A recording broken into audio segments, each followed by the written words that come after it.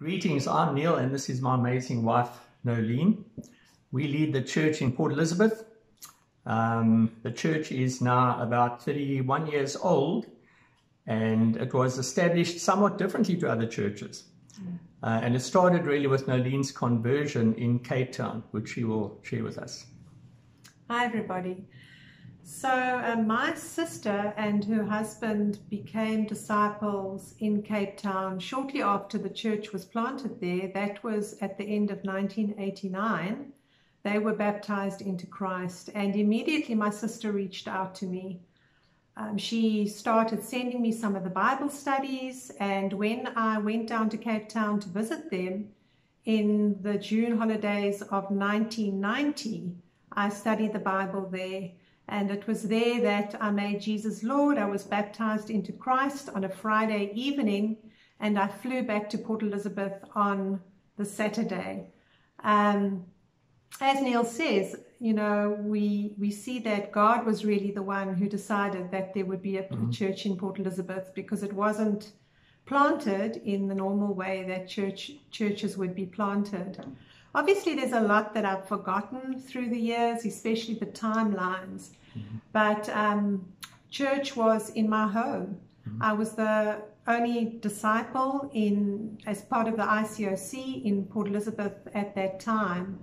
And God did provide another young gal who was converted in the UK, in London, who was here for part of the time towards the end of 1990. And we became friends and started reaching out to people.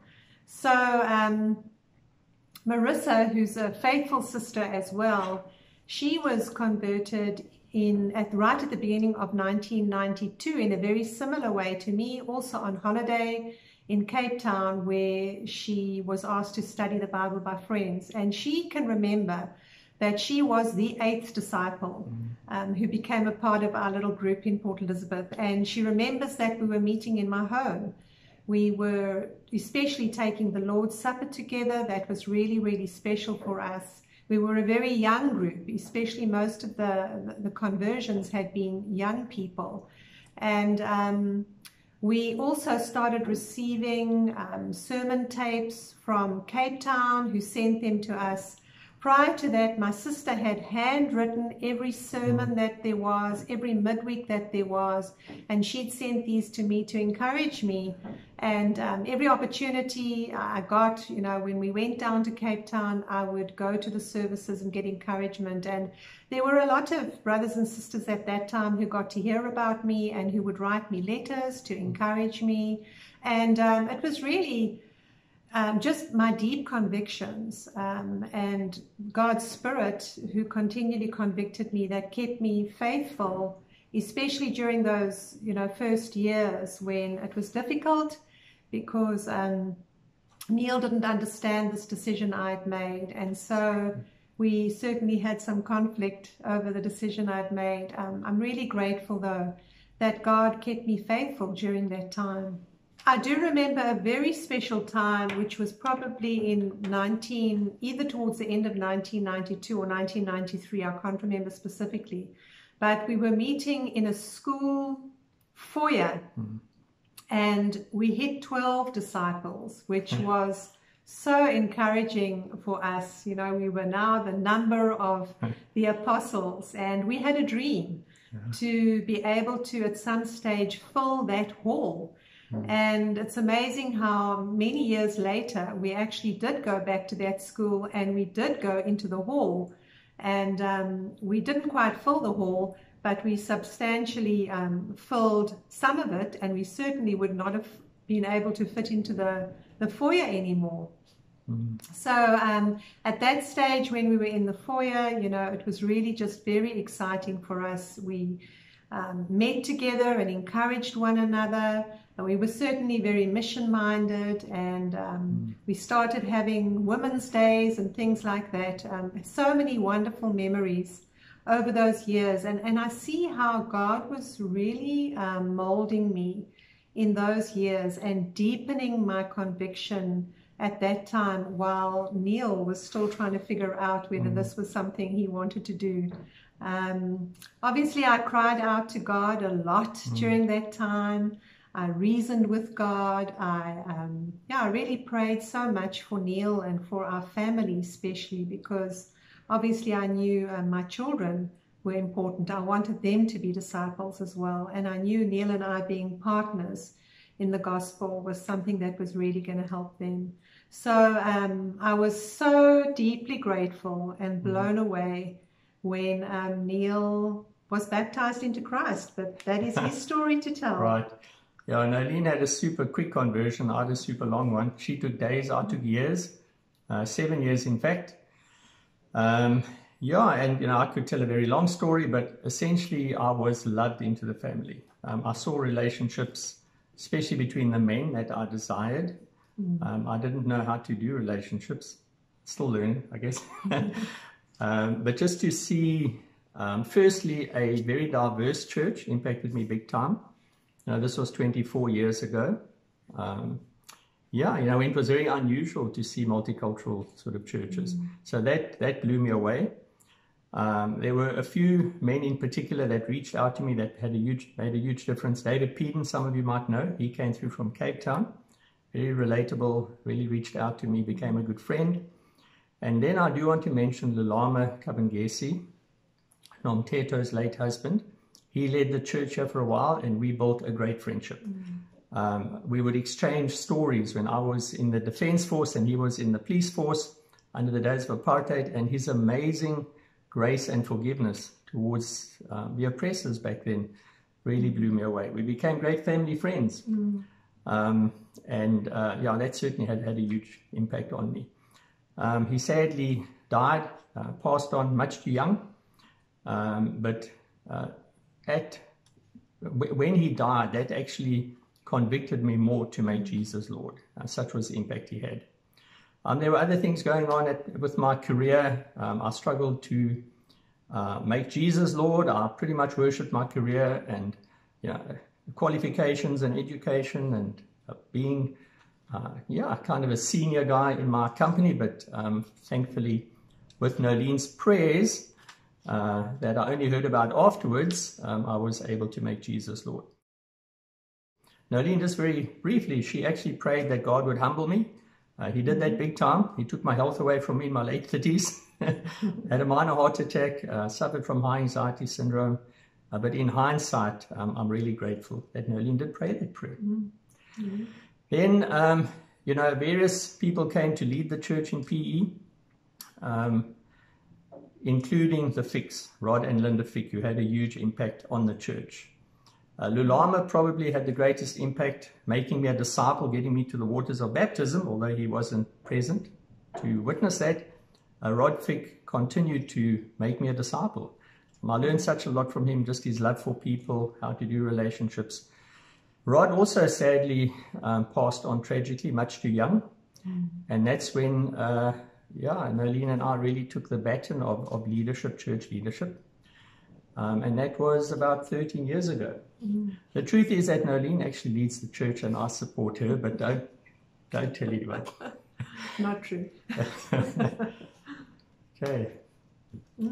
So, what's the next question? We have some questions that were given to us. So let me ask you, what scriptures help you to persevere? What particular scripture, if you have any? Because you've persevered a lot, as Noeleen said. She certainly has. Yes. Let me just add that Noeleen was also a huge influence on me. Just seeing her level of perseverance and putting up with all of my nonsense certainly helped me to make Jesus Lord as well. Yeah, I think the whole Bible really is just so amazing. I love the scriptures, but I think definitely there have been certain passages which have stood out for me and helped me over the years really just become key scriptures. And one for me is in Hebrews 12, from verse 1 to verse 3, where it says, as for us, we have all of these great witnesses who encircle us like clouds. So we must let go of every wound that has pierced us and the sin we so easily fall into. Then we will be able to run life's marathon race with passion and determination, for the path has been already marked out before us. We look away from the natural realm and we focus our attention and expectation onto Jesus, who has birthed faith within us and who leads us forward into faith's perfection, or that wholeness. His example is this: because his heart was focused on the joy of knowing that you would be his, he endured the agony of the cross and conquered its humiliation, and now sits exalted at the right hand of the throne of God. So consider carefully how Jesus faced such intense opposition from sinners who opposed their own souls, so that you won't become worn down and cave in under life's pressure. You know, that's one of the verses that has really helped me to hold on, to focus, to keep my eyes focused on Jesus when I so often realize that I've lost that focus. Him being the one who is the reason for my faith, he's blazed that trail. Yeah, and it's him who will lead me to be with him one day as well. And how about you? Yeah, one of my favorite scriptures, you know, when I feel like things are a little bit too much and I feel a bit overwhelmed, it's really reading Revelation, especially Revelation 24. The new heaven and the new earth, and verse 4 speaks about a time when God will wipe away every tear, death shall be no more, and there'll be no more mourning or crying or pain. It helps me just to get the big picture, to remind myself that God, you know, that God is faithful to his promises, and God is busy restoring all things, and what we are going through now is temporary. So it just helps me to keep just to realize and remember that God is moving his story forward, and that it's going to end well. That's right. Yeah, I think one of the other things that we like to wonder about is an event in the Bible that you would have liked to witness, and why. Certainly for me, Neil and I were chatting about this last night, and for me, definitely the resurrection of Jesus. I cannot imagine another more incredible event to actually witness with my own eyes. Obviously, it would really be nice to have had one of the angels' bird's eye views as Jesus was raising up, and just really, those grave clothes falling away from him and the stone being rolled away. So for me, I think that whole encounter, obviously, of him then appearing, being part of those people who were in the room, and him just appearing in the room, having walked through the door, walked right through. That would have been amazing. Yeah, but then seeing him actually eating the fish and speaking and showing his marks, you know, that would have been absolutely amazing. There are a lot of others I can think of.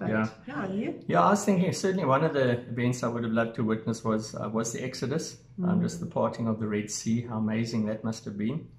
And God's people walked, through the Red Sea on dry land. That just speaks to me of God's amazing power, his faithfulness, and his sovereignty. You know, God is moving his story forward, and the Exodus is such an important part of that. I would have loved to be part of the Exodus. Yeah, so certainly just some reflections on the pandemic and what we found to be the greatest challenge during this time. I think one of the things we found really challenging is the fact that we're so used to face-to-face connections. We're so used to being together physically. And in this time when we were not able to meet physically, it really led to many people, including ourselves, struggling to connect with one another. In PE specifically, not everybody has access to be able to use Zoom. So you often don't really know how people are doing. You don't know what their struggles are. You don't always know really how especially they're doing spiritually, with not being as plugged in as we are used to them being.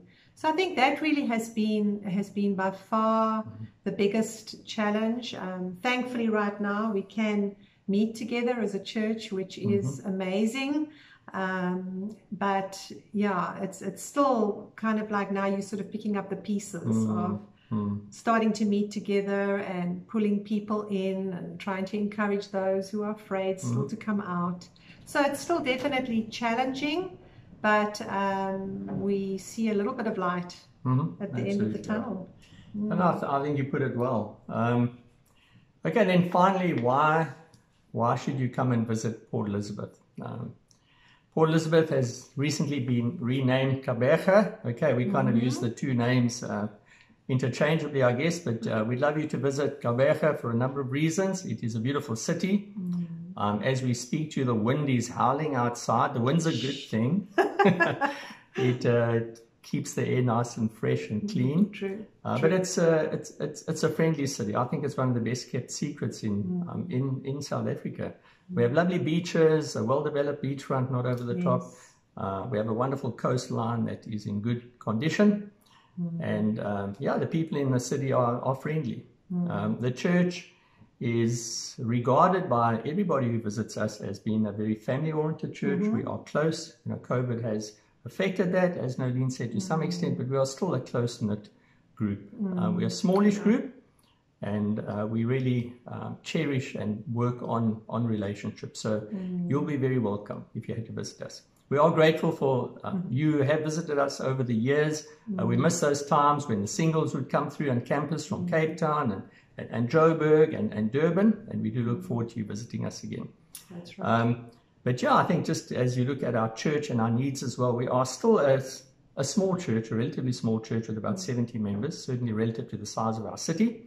So there is much work to do.